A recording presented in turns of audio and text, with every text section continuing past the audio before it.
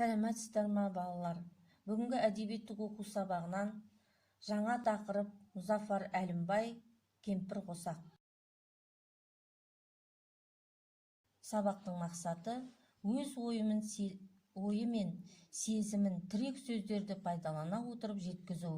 Мұғалімнің көмегімен шығармадағы көркемдегіш құралдарды теңеу, кейіптеуді табу.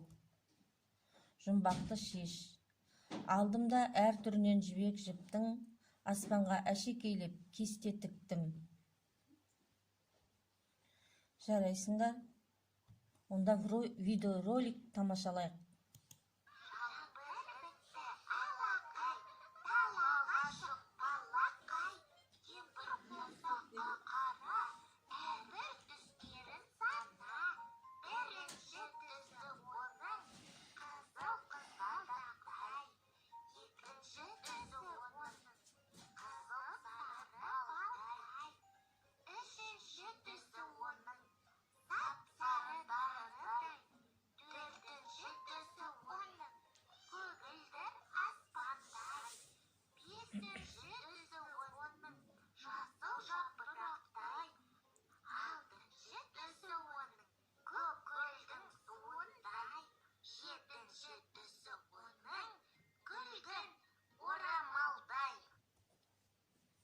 Кемпір қосақ. Өлеңді мәнерлеп оқы. Жаңбыр жауып басылды, аспан шайдай ашылды, көкте қызыл жасылды, кемпір қосақ асылды.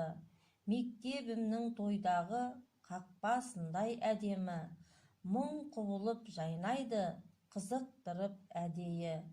Құлпырғаны қызығақ, 7 түрлі бояумен, бір кесегін үзіп ап, үйіме әкеп қояр мем. Әттең бойым жетпейді, әттең қолым жетпейді. Сұрақ. Өлеңнің авторы кім? Жарайсыңдар?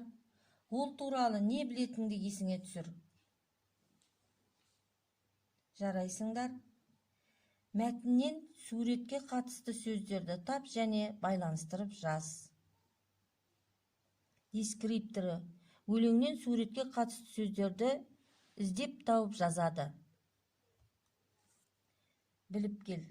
Дерек сөздерді пайдаланып, кемпір қосақтың қалай пайда болатынын біліп кел.